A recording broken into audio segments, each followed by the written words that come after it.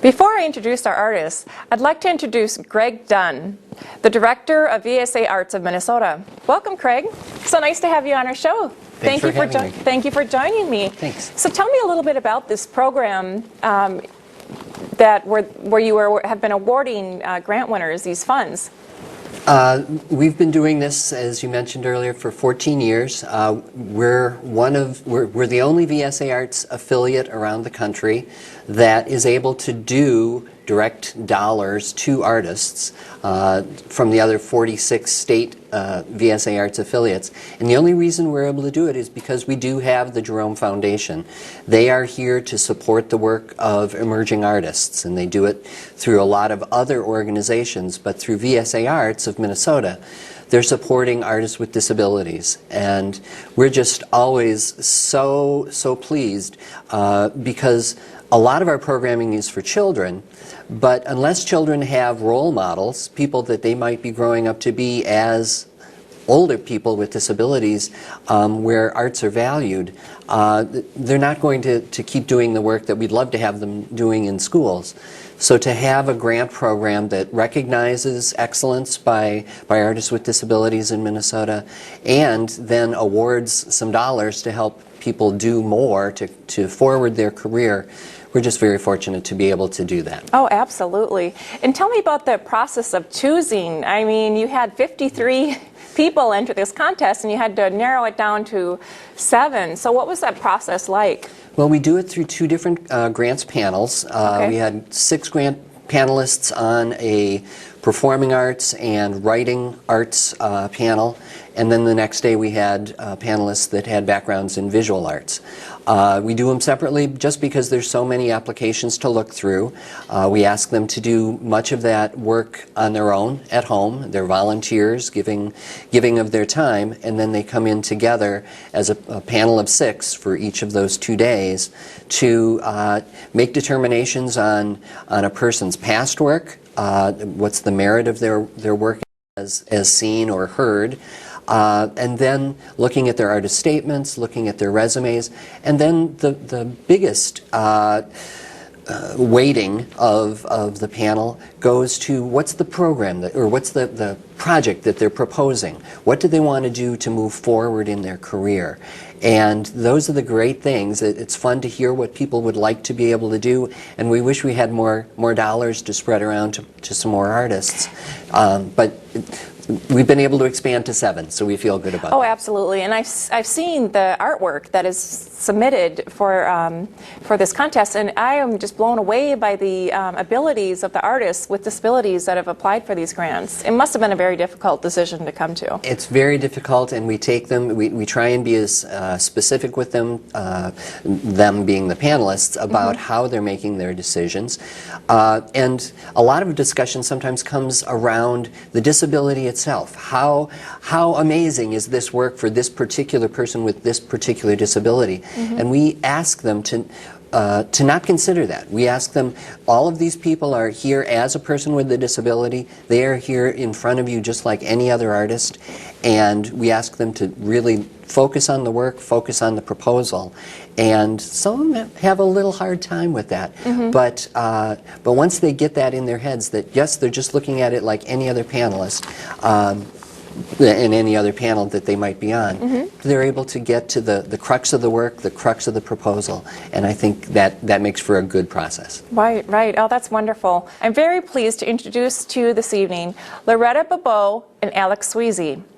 Loretta says, "My goal as an artist is to stir things up, make new connections, and present them to my community. My art is a defiant act, even when it's pretty." Loretta uses a unique format. She uses sheetrock as her canvas, which she paints and stencils into it. Her new work will project video onto these already engaging surfaces. I understand that you use sheetrock as your canvas, and then with that you use paint and stencils. Can you explain a little bit about the process of your art? Well, the sheetrock is recycled. It's gathered from either the street curb or friends give it to me, or that's how I pick it up. And it started as rebuilding And then I realized we often say writing on the wall. I see the writing on the wall. And I thought, well, that's my takeoff point. And so I started playing with stencil. I start with my hand first, writing directly on, and I decided, no, the stencil gives you a space that's a little more professional to work with. And so getting back to the rebuilding, I chose the 12-inch square foot. That's my increment, so all my work is being based on 6 inches or 12 inches because that's a building measurement. Okay. And I use letters because I lost my hearing in like right around the age of 39. Okay. And it was kind of in the background. I really wasn't doing art to talk about hearing, but communication in general, the way we talk after the fact, or the way we miscue each other, or the way we talk over each other, or we don't talk, you know, some of those absences. But then more and more it started to be about oh yes, this is about disability. So, so what are you going to use the money for?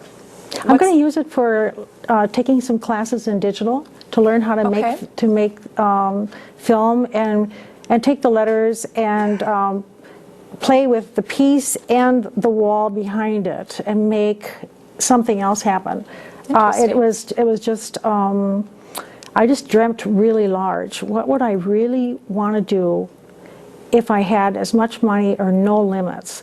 And I still see this as the beginning step, because to do that kind of project, it'll probably take a couple years. Oh, I see. But I need to take the class. Oh, absolutely. You know, so and stirring things up. Well, people really don't like sheetrock, but I think it is a marginal material that we can't live without, and a disabled person is marginal.